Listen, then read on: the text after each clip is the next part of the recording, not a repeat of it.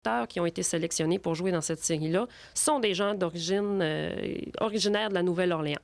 Donc, le réalisateur, il y avait vraiment un souci de contribuer à la renaissance un petit peu de la Nouvelle-Orléans une fois l'ouragan passé. Ce qui est vraiment intéressant dans cette série-là, c'est qu'on goûte à la culture de la Nouvelle-Orléans. Il y a de la musique, c'est beaucoup, c'est très axé sur la culture, les parades, la bouffe. Moi, personnellement, c'est ce qui m'a décidé à faire éventuellement un voyage. Okay. Toi, tu as fait le voyage, tu as vu la série J'ai vu la série avant. Avant, OK. Et après, est-ce que ça correspondait pas mal à ce que tu t'attendais? Oui, c'est pour ça que je vous dis c'est presque un documentaire parce que c'est vraiment réaliste et c'est très près des gens et de la culture. Enfin, une petite série québécoise, 19-2, pour ceux qui ne l'ont pas vue à la télé de Radio-Canada. Une série qui a remporté beaucoup de prix. Beaucoup de prix. Et puis, et comme de raison, là, c'est vraiment une excellente série dans un univers assez masculin. On est avec la police de Montréal. Les personnages, ce que j'ai vraiment adoré dans cette série-là, c'est que les personnages masculins sont autant dans le non-verbal que dans la communication vraiment parlée. C'est ce qui fait la force de ces acteurs-là et ce qui amène la série à un autre niveau également. Ce qui est intéressant sur ce coffret-là, c'est que je voyais qu'il y a 3 heures de suppléments exclusifs qu'on peut visionner, dont la formation des acteurs au service de police de Montréal. Donc, je pense que ça doit être quelque chose d'assez intéressant. C'est une édition spéciale qu'on a acquis. Donc, ce sera disponible auprès dès la réouverture. Vous pourrez la réserver, ne serait-ce que même si vous avez vu la série, pour voir les suppléments, je pense que ça peut valoir la peine. On voit, Émilie, qu'il n'y a quand même pas beaucoup de nouveautés québécoises, mais on en a presque tout ce qui est populaire en téléroman québécois. Oui, on les a là, quand même de disponibles, là, mais ça a donné que dans les nouveautés, on n'en a pas présenté beaucoup. C'est ça, exactement. Une dernière? Oui, une petite dernière. Entourage, qui est une série qui est pas tellement populaire ici. C'est pas parmi celles qui sortent le plus, mais je dirais que ça vaut la peine de l'essayer. C'est une série américaine qui met en vedette une vedette d'Hollywood qui s'appelle Vincent Chase dans cette série-là. Et puis ça gagne d'amis. Donc, il y a beaucoup de gens là-dedans qui jouent leur propre rôle. Donc, il y a des apparitions de vedettes. C'est des petits épisodes courts de 22 minutes, toujours comiques, sur un registre vraiment léger. Donc, on est dans la comédie. On est dans la comédie. Donc, c'est vraiment très, très, très, très bien fait. Très peu de sang. Très peu de sang. Non, c'est plus dans les artifices d'Hollywood, un peu qu'est-ce que la rançon de la gloire également. Là, c'est vraiment une bonne petite série à écouter quand on veut se distraire. Merci beaucoup, Émilie. C'est tout le temps qu'on avait. Fait que je te remercie, puis on aura l'occasion sûrement d'en présenter dans les prochaines émissions. Oui, je vous en sélectionne d'autres. Pour cette dernière partie, j'ai décidé de vous accueillir dans mon antre. Maintenant, vous faites partie des rares intimes qui m'auraient vu au travail dans mon bureau personnel à la bibliothèque. Donc, comme je l'ai dit au début, je vais profiter de cette dernière partie pour vous faire présenter des livres, des coups de cœur, des nouveautés, mais aussi pour accorder quelques minutes à la bande dessinée. Je suis vraiment une fan. Je lis autant de bandes dessinées adultes que pour jeunes. Donc, je vais vous présenter à chaque fois une série de la collection adulte et une série de la collection jeunesse. Pour la collection adulte, j'ai choisi aujourd'hui la série Largo Winch. Donc ça, c'est un scénario de Van Hamme avec des dessins de Philippe Frank. Pourquoi ça me plaît, cette bande dessinée-là? Premièrement, parce que moi, j'aime beaucoup les dessins très réalistes. J'aime pas beaucoup les dessins sombres où il y a trop de détails, tandis que ça, c'est vraiment une série des plus réalistes. Qu'est-ce que ça raconte? C'est que Nerio Winch, c'est un vieil homme d'affaires richissime. Il est à la tête d'un empire de 10 milliards de dollars. Tout le monde pense qu'il n'y a pas d'enfant et naturellement, il y a de la magouille. Il est assassiné par un de ses cadres et tout le monde pense qu'il comme il n'y a pas d'enfant, la succession va se faire d'une façon que ça va être les actionnaires et tout ça qui vont bénéficier de la manne. Sauf que, sans le dire à personne, il avait adopté un jeune Yougoslave, un orphelin du nom de Largo Winslav, qu'il avait toujours fait vivre de son côté, mais sans jamais vraiment tisser de lien très, très émotif avec cet enfant. enfants-là. Donc voilà Largo maintenant qui a 26 ans, qui se retrouve à la tête de cette fortune-là. Donc c'est vraiment un groupe gigantesque. C'est un playboy en jeans, très flirteur, aventurier. Il est toujours un petit peu à la limite parce que là, c'est sûr qu'il y a là-dedans, il y a de l'intrigue, il y a de la magouille, des combinaisons financières, du trafic douteux.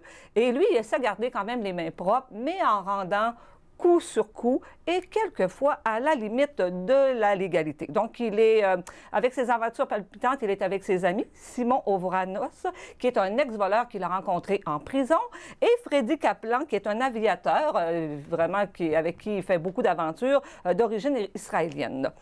Donc, cette série-là, en premier, ça a été une série de 6 romans de M. Van Hamme qui avait été écrit de 1976 à 1984. On a décidé en 1990 d'en faire une série de bandes dessinées. Le dernier numéro, le 18, va sortir au mois d'octobre. Donc, en ce moment, on a la série de 1 à 17. Et ça, c'est un plaisir aussi quand on veut s'initier à une bande dessinée, de ne pas être obligé d'attendre. Souvent, on va lire un premier numéro, le deuxième n'est pas sorti, ça prend un an, il faut revenir sur le premier pour se remettre un petit peu dans le bain. Tandis que là, vous auriez la chance de lire la série vraiment de 1 à 17. Ce sont toutes des aventures indépendantes, mais c'est quand même important, à mon sens, de vraiment de les lire dans le bon ordre, de commencer vraiment du numéro 1 à aller jusqu'au numéro 18. Donc, dans la série collection adulte, bientôt, dans les prochains mois, on va avoir le film Bilbo le Hobbit, qui est un peu... C'est pas une suite du Seigneur des Anneaux. En fait, Bilbo le Hobbit est l'introduction au Seigneur des Anneaux. Donc, quoi de mieux, justement, avant de voir le film, peut-être de se retremper un petit peu dans l'histoire. Peut-être que vous n'avez pas envie, vous trouvez ça lourd de relire le roman. Moi, je vous propose à ce moment-là la bande dessinée. On l'a ici en 2 volumes de Bilbo le Hobbit. Je vous rappelle que Bilbo, ça raconte l'histoire d'un jeune hobbit, et ces gens-là habitent dans les terres du milieu.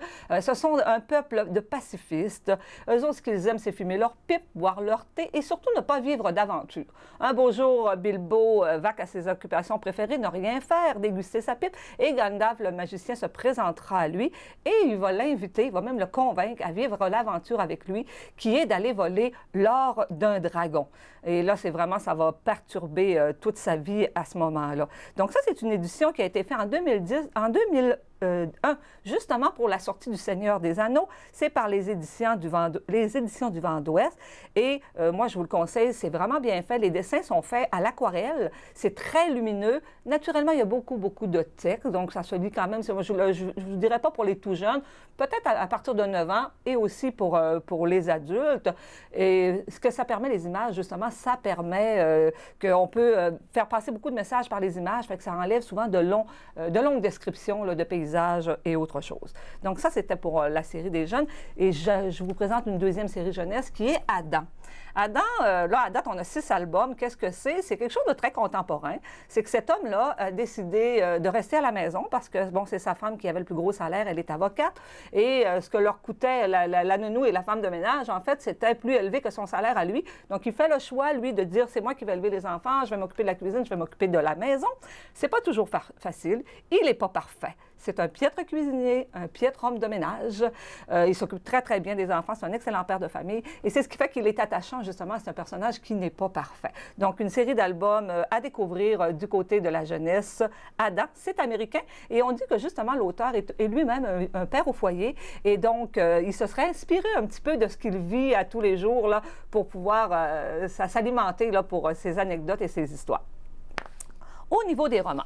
Et là, je tiens à vous dire, les gens, quand je vous présente des romans, tout le monde me demande, bon, est-ce que tu les as tous lus? Naturellement, quand c'est des nouveautés, je n'ai pas le temps de tous les lire aussi. Puis il y a des choses que je ne lirai pas de toute façon, qui sont peut-être pas dans mes centres d'intérêt. Mais ce que je tiens à vous préciser, c'est lorsque je vous présente des romans, ce sont la plupart du temps des nouveautés, des choses qui m'ont été recommandées, ou encore je fais beaucoup de recherches sur Internet et je vais voir sur les sites de critiques et de commentaires et je vais avoir tendance à choisir vraiment des choses qui auront reçu beaucoup de commentaires et naturellement beaucoup de commentaires positifs de la part des lecteurs. Donc, je commence, et c'est un spécial vraiment dans les premiers que je vous présente, c'est vraiment un spécial d'écrivaine féminine. Et c'est un peu de la littérature qui s'adresse peut-être un peu plus spécifiquement aux femmes, mais qui saurait quand même plaire aux hommes.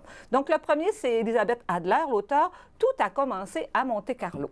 Donc, après Les Nuits de Malibu et Un été à Saint-Tropez, on voit que l'auteur est très intéressé par la Côte d'Azur. Ça, c'est un 3e opus pour une série d'enquêteurs qu'on qualifie de très très sexy, qui sont Marc Rélé et Sonny Alvarez. Donc, c'est une nouvelle aventure. Dans celle-là, ça débute par le fait qu'on s'attendait à un mariage, mais son amant, la belle enquêteuse, il repousse continuellement la date du mariage. Un jour, elle en a marre, elle lui rend la bague et elle décide de partir sans lui. Et elle va se ramasser justement à Monte-Carlo. Et elle décide de flirter un peu avec toutes les tentations, là, de prendre un peu d'alcool, sortir en ville avec les hommes. En tout cas, il va se passer plein d'affaires. Mais puis des fois, ça va la mettre dans des situations périlleuses. Mais son bel amant la surveille de loin et, naturellement, il va voler à son secours. C'est tout le temps que j'ai aujourd'hui pour vous présenter de livres. On se retrouve dans un mois pour une nouvelle chronique de la Biblioboulie.